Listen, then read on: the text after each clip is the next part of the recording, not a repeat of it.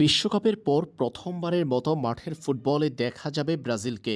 ফিফার প্রথম উইন্ডো সেপ্টেম্বরের শেষ অংশে আর অক্টোবরের প্রথম অংশে। সেপ্টেম্বরের শেষ অংশ থেকে শুরু হয়ে অক্টোবরের প্রথম সপ্তাহের মধ্যে অনুষ্ঠিত হবে বিশ্বকাপের পর ফিফার প্রথম উইন্ডো।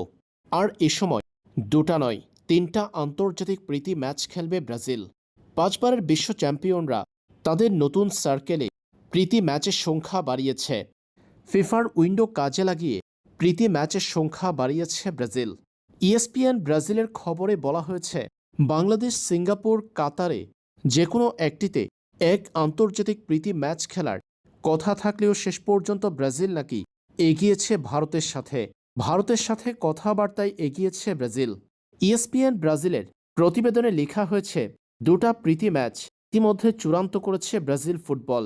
25 ও 29 সেপ্টেম্বর যথাক্রমে টাউন্সভিল ও ব্রিসবেনে অস্ট্রেলিয়ার সাথে খেলবে কার্লো আনচেলত্তির দল। অন্য প্রীতি ম্যাচটি হতে পারে ভারতে। অক্টোবরের শুরুর দিকে দুই পক্ষের আলোচনা সফল হলে ম্যাচটি হতে পারে কলকাতায়। অবশ্যই এই ম্যাচে ব্রাজিলের প্রতিপক্ষ কে হতে পারে তা এখনও চূড়ান্ত নয়। সিবিএফ ও আয়োজকদের মধ্যে আলোচনা শুরু হয়েছিল বিশ্বকাপ চলাকালীন সময়ে। এই অঞ্চলে ব্রাজিল সমর্থকদের ব্যাপক উপস্থিতি। প্রতিযোগিতা জুড়ে ব্রাজিলের জার্সি পরা সমর্থকদের ছবি সামাজিক যোগাযোগ মাধ্যমে ছড়িয়ে পড়ার পর এমন আলোচনা উঠে আসে বিশ্বকাপে।